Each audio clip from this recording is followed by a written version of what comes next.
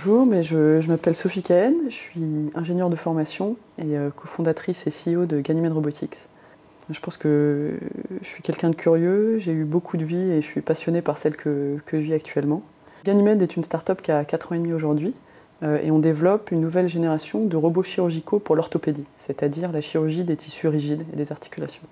Aujourd'hui, on est surtout présent en France, où sont situées nos équipes de R&D et la moitié des chirurgiens concepteurs avec lesquels on travaille. On est d'ailleurs au sein actuellement de l'hôpital Cochin à Paris 14e et de la pépinière Paris Biotech Santé. On a aussi depuis peu une filiale aux États-Unis, essentiellement pour aider dans nos relations avec le régulateur américain qui est la FDA, la Food and Drug Administration. À la sortie de Centrale, j'étais passionnée par l'apprentissage des langues et notamment de l'arabe classique, que j'avais passé quelques mois à étudier à l'Institut des langues de Damas. Et donc je suis allée vivre 2 ans en Jordanie, où j'ai travaillé pour l'Agence française de développement, à l'intersection entre la finance, puisque c'est quand même le bras armé financier de la coopération française à l'étranger, et la technique, puisqu'il s'agissait d'étudier la faisabilité technique de projets comme des centrales de production d'électricité à cycle combiné ou des réseaux de transport en commun. Alors j'ai découvert déjà un boss extraordinaire qui figure parmi mes mentors aujourd'hui, je pense que c'est essentiellement ça. Et puis comme toute personne qui voyage, qui quitte son pays, qui s'ouvre à d'autres choses, je pense une ouverture d'esprit qui m'a beaucoup aidée. Et puis de manière plus personnelle peut-être un sens accru des responsabilités personnelles et familiales. Alors après, le rapport au risque, c'est quelque chose, d'intimement personnel et d'extrêmement sociologiququement déterminé quand même. Donc c'est très dur de se poser en modèle ou exemple d'une quelconque façon. Mais effectivement, moi j'ai un rapport assez décontracté au risque, d'où peut-être le fait d'aller décider d'apprendre l'arabe en Syrie ou d'aller vivre en Jordanie ou ensuite en Iran où j'ai passé 1 an et demi, grande partie pour apprendre le persan. Voilà, ce qui peut être perçu comme risqué par certains, l'est pas vraiment pour moi, et je pense pas que ce soit du tout une notion de courage, en tout cas je le vis pas comme ça, mais plus qu'est-ce qui nous fait peur. Moi, ma peur, c'est la non-exploitation de mon potentiel, mais comme ça pourrait être pour chacun, c'est la stagnation, et donc voilà, c'est cette peur-là que je vois qui crée des risques majeurs, beaucoup plus que ce qui est considéré comme une prise de risque, comme l'entrepreneuriat.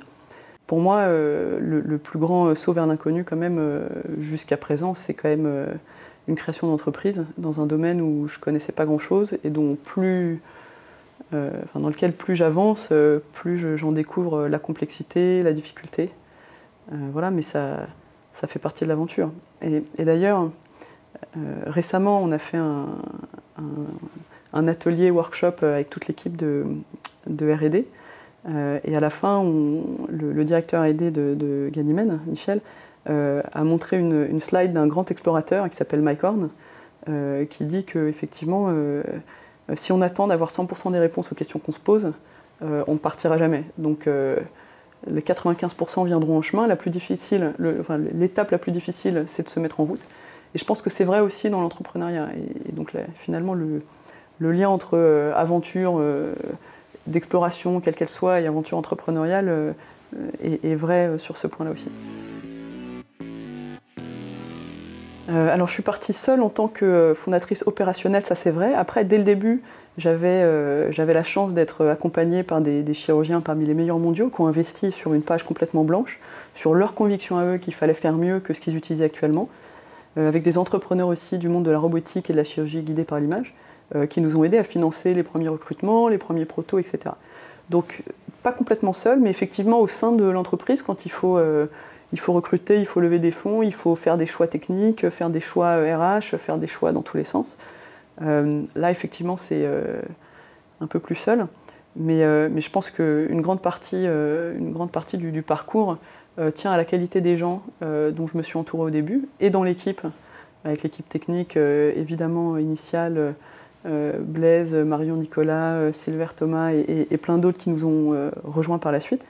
Et puis à l'environnement extérieur, où je pense qu'avoir conscience de ces angles morts ou de ces trous dans la raquette, c'est une force qu'il ne faut pas sous-estimer, puisqu'ensuite je me suis rapprochée de beaucoup d'entrepreneurs des technologies médicales, de la robotique, de la chirurgie, pour leur demander, pour essayer de m'enrichir à leur contact et surtout, autant que possible, d'éviter de commettre des erreurs qu'ils avaient commises ou qu'ils identifiaient comme telles. Alors forcément, il y a des hauts et des bas dans une aventure entrepreneuriale, comme dans d'ailleurs tout projet de vie quel qu'il soit. Il y a eu des moments plus difficiles que d'autres. Je ne mesurais pas du tout la quantité de travail, de complexité, la ramification des enjeux à l'infini. Et c'est pas fini, au contraire, hein, là on n'est même pas un produit commercial, donc voilà, ça va se complexifier encore.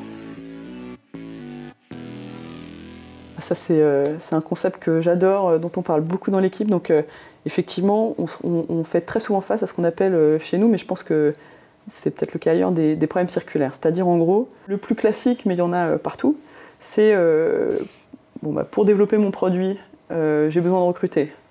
Mais pour recruter, j'ai besoin de lever des fonds. Sauf que pour lever des fonds, il faut que je monte un produit plus avancé. Sauf que pour avoir le produit plus avancé, il faut que j'ai recruté, nanana. Donc tu as le serpent qui se mord la queue et tu t'en sors jamais.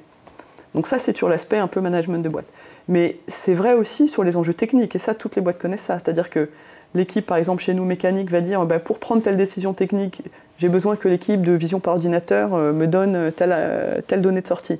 Sauf que les gens de la vision par ordinateur disent oui, mais attends, nous, si on ne connaît pas les propriétés mécaniques du machin, on ne peut pas dire ça, etc. Donc on s'en sort jamais. Et ce que j'ai toujours dit aux équipes et ce que j'ai appliqué moi-même sur les sujets sur lesquels j'avais la main, c'est de dire on va linéariser, c'est quoi on en prend un maillon de la chaîne, là, et on suppose, et on fait une hypothèse. Mais à un moment, il faut trancher, quoi. On est obligé de prendre des décisions compliquées dans un contexte ultra ambigu en permanence. Et ça, les équipes qui sont présentes dans les phases aval, donc assez tôt dans la vie d'une start-up, doivent le comprendre, et je pense que les CEO aussi, mais sinon on ne fait pas ça.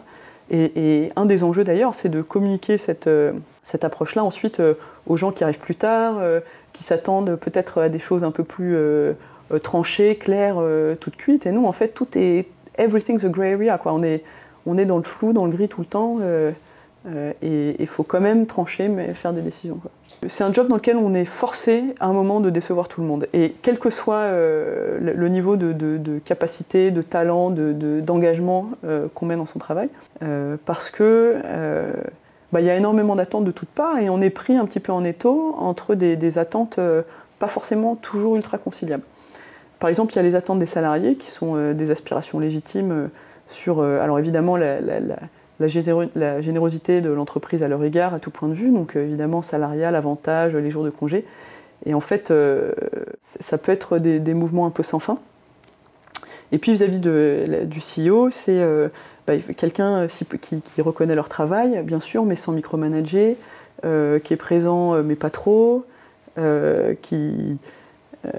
qui représente bien l'entreprise à l'extérieur, mais sans trop tirer la couverture à soi, qui ceci, qui ça. Donc bon, très vite, on se trouve dans des contradictions quasi insolubles, sachant qu'en face, il y a les investisseurs qui ont investi, donc qui ont placé aussi d'une certaine manière leur confiance en moi, comme les salariés, mais qui attendent, alors évidemment de l'efficacité, que ça avance, du reporting, et quelqu'un qui est ferme mais sympa, busy parce qu'il y a le travail mais dispo pour eux, voilà. Donc on se retrouve finalement souvent à devoir dire non à des gens qu'on apprécie, qui nous font confiance, et c'est toujours réciproque. Et donc ça, c'est pas forcément évident, et surtout, je connais beaucoup de gens, malheureusement, qui sont CEO de boîte, qui font des burn-out ou des dépressions. Je pense qu'on parle pas assez des troubles de la santé mentale dans ce métier. Et parce que, en fait, il faut savoir gérer le fait que par construction, on déçoit, ou par construction, on va être critiqué. Et quel que soit le niveau de passion, même d'amour, qu'on peut mettre dans son travail. Et donc ça, c'est très dur. Voilà. Mais à partir du moment où on l'accepte pour ce que c'est, quelque part un dommage collatéral du métier qu'on fait, qui a par ailleurs énormément d'avantages, d'intérêts, c'est tout à fait gérable. Pour moi, c'est un peu comme tout dans la vie, sans vouloir donner des grandes leçons, mais c'est comme tout dans la vie, c'est tout à un prix. Tous les choix de vie se payent, tous, sans exception. C'est-à-dire que on veut quelque chose de, justement, peut-être moins risqué, stable, sûr, machin. Bon, peut-être qu'un jour, on va se réveiller avec des angoisses existentielles de « Oh mon Dieu, ça va être comme ça jusqu'au bout, qu'est-ce que je suis en train de faire ?» Bon. On veut du risque, du changement, de l'aventure, de l'adrénaline. Bon, bah, il y a des moments où on va se dire oh mon Dieu, je suis seul, je suis attaqué, je suis machin. Bah ouais, mais en fait, c'est la vie, quoi. Et donc c'est pareil. Là, il faut être prêt à un moment à passer à la caisse de l'existence, quoi. Tout se paye. Voilà. C'est quoi un bon leader d'après moi? C'est très, très présomptueux de vouloir donner une réponse. Il y a des bibliothèques entières sur le sujet de la part de gens qui ont beaucoup plus réfléchi. Bon, il y a plein de formes de leadership possibles, disclaimer, tout ça, évidemment. Mais pour moi, c'est vraiment, et là je rejoins un peu Simon Sinek, qui est un théoricien du sujet, mais c'est vraiment quelqu'un qui fait éclore des leaders. C'est-à-dire, il y a tellement d'énergie à mettre partout, il y a tellement de propositions à faire, il y a tellement d'idées à avoir encore. Mon rôle, c'est de faire en sorte que les gens se sentent à même d'apporter cette énergie, d'apporter ces idées, d'apporter ce talent dans l'entreprise. Donc ça, c'est créer un cadre, et toute la difficulté, c'est penser ce cadre. Parce que s'il est trop laxe, on va avoir une proportion des gens qui va dire c'est du chaos, on ne peut pas travailler, nanana. Si c'est trop rigide, il y a tas de gens qui vont dire c'est l'armée, j'ai pas signé pour ça, quid de ma créativité. Bon, et tout le monde aura raison, sauf que tout le monde est différent. Donc ce qui convient aux uns ne convient pas aux autres, etc. Donc on revient au sujet qu'on sera toujours critiqué quoi qu'il arrive, parce que l'équilibre parfait n'existe pas.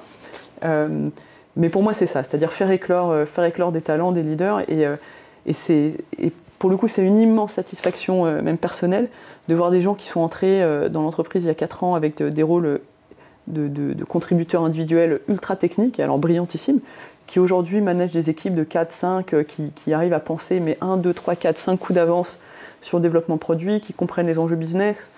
Et on fait faire d'ailleurs des formations au management, et notamment à l'intelligence émotionnelle, qui je pense est un sujet critique.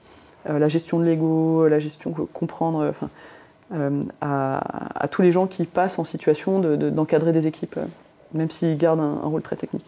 Comment est-ce qu'on fait dans un monde où il y a de plus en plus d'angoisse légitime sur la direction que prend le collectif humain, l'espèce humaine, la société en tant que groupe de moins en moins homogène, mais enfin quand même. À quoi est-ce qu'on contribue? À quoi ça sert? Pourquoi je suis là? Je veux dire, on détruit la planète et pendant ce temps-là, moi je bricole. Enfin, voilà, donc les gens peuvent se poser ces questions-là, et c'est normal. On voit souvent des femmes présenter leurs projets, et il y a toujours 15 fois petit dans la phrase, quoi. Alors moi je fais une petite boîte, une petite start-up, c'est un petit dispositif pour régler un petit marché. Ça va, déjà qu'on sait que ça va être plus dur, qu'on va...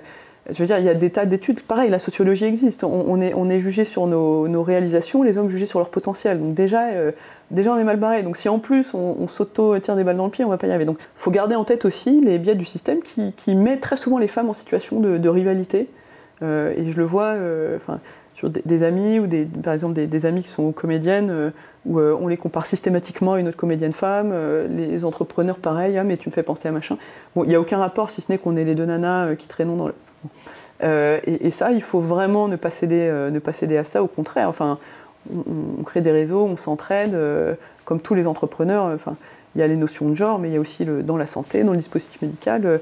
En fait, on a tous énormément à s'apprendre, donc je pense qu'il ne faut pas hésiter à aller vers des mentors. Mais pour moi, vraiment, il y a une forme d'autocensure, et qu'on voit, nous, qui est très connue aussi dans les offres d'emploi, c'est-à-dire les femmes demandent en général des salaires inférieurs, négocient moins, mais parfois c'est stupéfiant, et n'osent postuler à une offre d'emploi que si elles ont 100% des caractéristiques. Les hommes, statistiquement, c'est autour de 40-50. Et je pense que si on extrapole ça vers le métier de CEO, ben en fait, je pense qu'il y a beaucoup de personnes qui s'auto-éliminent d'emblée en disant « mais je ne serai jamais capable ». Mais bon, il y a des tas de gens avec leur défaut d'être humain qui en sont capables. Alors on fait tout ce qu'on peut, et personne n'est parfait, et faut accepter qu'on va se planter, qu'on va faire certains trucs bien, d'autres moins bien, que des gens trouvent ça bien, d'autres moins bien, et que c'est la vie. Mais à partir du moment où on accepte ça, il n'y a pas de raison de se dire qu'on n'y arrivera pas, quoi. Effectivement, quand on est entrepreneur, jeune ou moins jeune, mais enfin peut-être surtout jeune, et peut-être surtout femme d'ailleurs, on passe sa vie à recevoir des conseils, sollicités ou non, de la part d'un tas de gens, qui très souvent hyper bienveillants, de très bonne foi, qui partagent avec nous des expériences. Parfois, avec le sous-entendu très très net qui ferait vachement mieux notre job à notre place, et c'est sans doute vrai de temps en temps. Voilà, et c'est évidemment à double tranchant, c'est-à-dire on entend plein de trucs, il y a énormément de pertinents, et moi vraiment, on ne serait pas là aujourd'hui sans tous les conseils de tas de gens qui nous ont aidés à éviter des erreurs. Je pense vraiment que la vitesse de développement d'une entreprise, c'est la somme des erreurs qu'on n'a pas faites, et ça s'invente pas, c'est des gens qui ont vu le film qui nous disent voilà, là, n'y va pas, j'y suis allé, j'ai vu, j'ai perdu. Voilà. Donc ça, c'est hyper utile, et il faut absolument éviter de réinventer la roue autant que possible. Mais c'est à double tranchant, parce que aucune expérience n'est directement transposable ou directement similaire. Donc il faut faire attention. Il faut faire attention avec ça. Et puis il faut toujours se demander qui parle. Quel est l'intérêt de la personne qui me parle? Je pense vraiment qu'il faut être capable de faire confiance à son intuition, et c'est très dur au début. Parce qu'il y a des tas de gens, en plus on se dit qu'on n'est pas si fort que ça, que tout le monde est vachement plus mieux, ils ont vu, ils connaissent, etc. Et donc arriver à se dire ouais mais je le sens vraiment pas, et donc on n'ira pas quand même, c'est pas facile. Et ça s'apprend avec le temps.